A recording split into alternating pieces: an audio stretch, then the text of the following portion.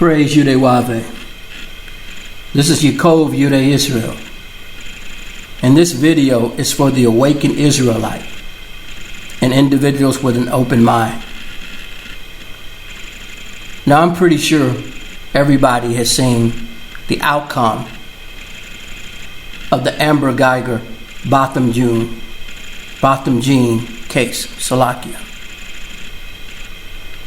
Now I have my ear to my community, from the B1 network to the RBG and Hebrew Israelite community. And obviously this is sad across all boards. But I'm coming to you from a perspective of my community, the awakened Israelite community.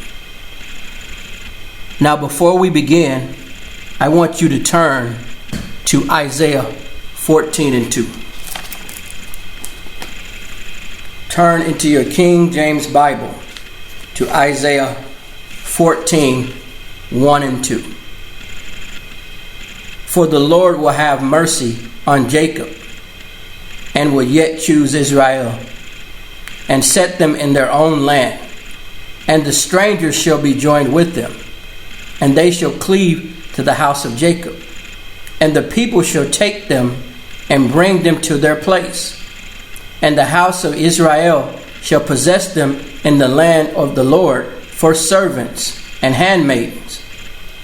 And they shall take them captives, whose captives they were. And they shall rule over their oppressors. I'm going to read an important part one more time. And they shall take them captives, whose captives they were. And they shall rule over their oppressors. We, the descendants of the transatlantic slave trade, as well as the people of the island of St. Lucia, that's talking about us. In what condition are we in to rule over our oppressors, and we can't even rule over our emotions? If you're looking at this picture, or if you saw the outcome after the sentencing, here you have a so-called black woman, in my view, an Israelite, as well as the three individuals who are so-called black here. She is caressing her hair, Amber Guyger. You have the judge hugging. She had given a Bible to Amber Guyger. And last but not least, you have the young brother of Botham Jean hugging the woman who murdered his brother. Now, what condition are we in to fulfill the prophecy of Isaiah 14:2 to make captives the people who had us in captivity? And we can't even rule over our emotions. We don't even have the psychological strength to allow the people who abuse, oppress, and murder us, for them to go to jail with our dignity intact. We are treating them the way we should be treating Botham Jean. I guarantee you, in 1,000 years, if this was a black woman or black man who had just been sentenced to murder for killing another black man, or a black Slaki, or a white man, or any other race of man, the defendant's family would not be hugging them. How many times have we seen black men go to prison? When did a judge ever give them a Bible and give them a hug? As a matter of fact, the family of Amber Guyger, they could have did exactly what the brother of Botham Jean did, turn to the judge and say, I want to apologize to the Botham Jean family. They didn't do none of that. One of her friends who went to school with her, she did an apology, but not the family of Amber Guyger. And yet, we have the audacity to embrace and cuddle them. I want you to turn to your Bibles again to Revelation 13:10. He that leadeth into captivity shall go into captivity. He that killeth by the sword must be killed by the sword. Here is the patience and the faith of the saints. I say again, he that leadeth into captivity shall go into captivity. He that killeth by the sword must be killed by the sword. Here is the patience and faith of the saints. That's talking about us, according to Deuteronomy 28. We are the saints. The people that shall go into captivity are those individuals that are the descendants of the slave owners and those who live by the sword. The people that murder us in the street, the race soldiers and the racist cops. They're the ones that's going to be killed by the sword.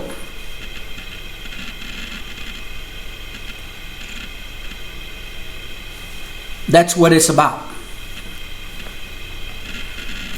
So my question is this: what condition are we in as a people to lead any kind of independence, and we can't even lead ourselves?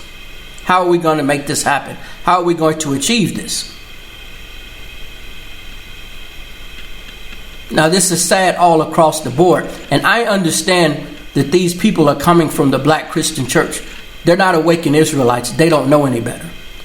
But I wonder where Amber Guyger read Isaiah 14, 1 and 2 and Revelations 13 and 10. And if she doesn't, and if she does, can someone explain it to her if she doesn't understand? Now, if anybody has come across my channel, you know how I feel about the Hebrew Israelite camps. And they're all in unison in their disrespect to the Honorable Yahweh ben Yahweh. But as I look around the Hebrew Israelite community, those are the only men who have the strength that will stand up verbally to their oppressors that I can see leading a charge, like fulfilling the prophecy of Isaiah 14, 1 and 2, Revelations 13 and 10. Unless the Most High reaches into our psyche and give us a warrior spirit, we're not ready for rulership. Regardless how you feel about the case or the situation, you can have pity for Amber Guyger, but you cannot openly show this. You have to stand firm with your dignity and conviction. You cannot allow the world to see you do this because you are not ready for rulership. I don't care if you are not awakened Israelite. I don't care if you're a Moor, if you're a black Muslim, whoever you are, this shows that we are not ready.